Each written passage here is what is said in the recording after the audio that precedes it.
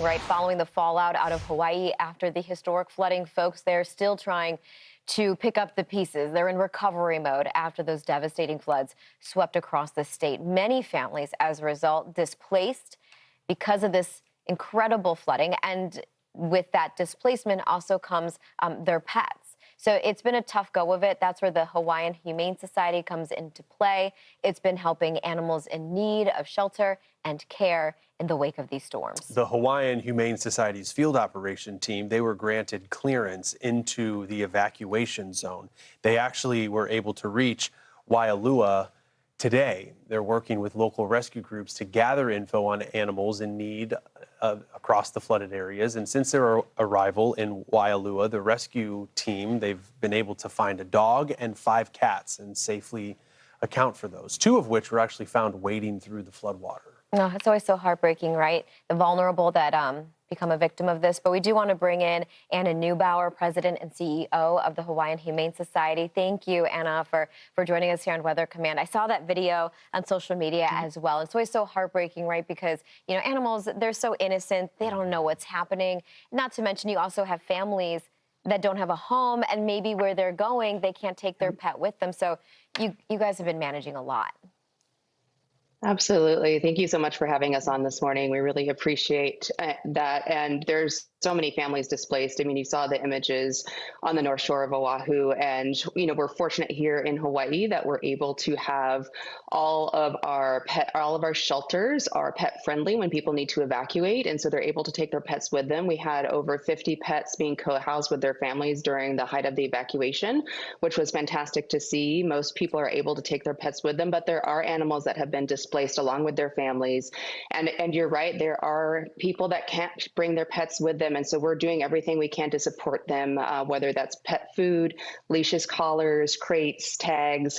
We got a few crates ready. Some cats were displaced with their family, and they needed crates to be able to keep their cats where they're living. So we were able to get those together for them. And there's just a lot of need right now across our entire community. Marissa looked over at me as you were speaking and said that's rare to have so many families able to take their animals with them. I mean, if we've covered natural disasters, a lot of times people leave in a hurry, but they are part of our family, the cats and dogs. I'm wondering if you could detail, because we had mentioned 2 of the cats or 2 of the animals were found, I think, wading through water. Do you know the circumstances surrounding that rescue, or have there been other, I'm sure, harrowing rescues with these floods lately?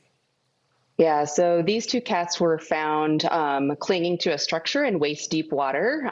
So our team had to wade out. You saw the boat there. They had to wade out and try to get them from the rafters of that structure and get them safely into the kennel and transported back to the truck. And a lot of organizations were able to help with animals that were displaced in that way and get them reunited with their families. And so these animals are going to go through medical evaluations, and we'll get them the proper care they need and hopefully reunite them with their families as quickly as possible. How, in terms of the need and being able to meet that need on a scale of, let's say, 1 to 10, you know, are you feeling overwhelmed, like there's still a huge need and still more ground to cover in terms of looking for animals and helping families? Or do you feel like now we're at the point where you've been able to get more of a handle and it's more about just supporting the needs of the families and the animals you've already rescued? Yeah, it's a fairly large area. I think there's still some unknowns for us, but we have, with the evacuation orders lifted in most areas, most families have been able to go back home and kind of start cleanup and recovery. And so now it's a matter of making sure we can get those pets and families reunited for anybody that was displaced and getting those resources where they need to be to help stabilize the pets with their families. Have there been any other scenarios, Anna, that have played out recently where people, because they're displaced, they need to drop off their pets? Have you seen that? And if there are people maybe needing to do that, what are you asking them to do? We have had a few people reach out about temporary boarding and things of that nature. And so I think if there's ways that we can help them with supplies that they need, like I mentioned earlier, we had a woman who was displaced with her 4 cats, and we were able to get her crate so she could safely house those cats where she is. That's the best case scenario, is if folks can have their pets with them. It helps them recover. It helps the pets recover. So we want to do anything that we can to keep those pets and families together. And then we have foster homes and other resources available. If for some reason they need some temporary support, we're able to help in a variety of different ways. And Anna, before you leave us, just looking at some of the Yeah. stats, to see that amount of rain, especially for the island, for Oahu, Uh, the northern shore, two big storm yeah. systems, and just your personal experience, navigating the past week or so. How has that been? Yeah.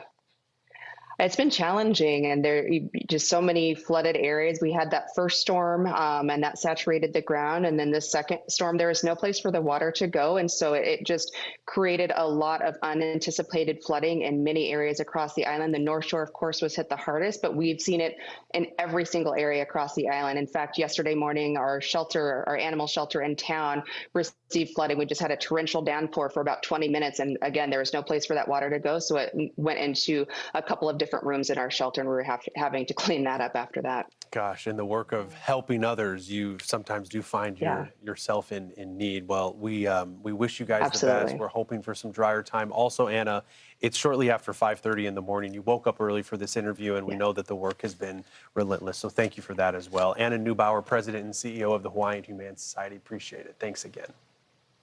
Thank you so much. Thanks for having us.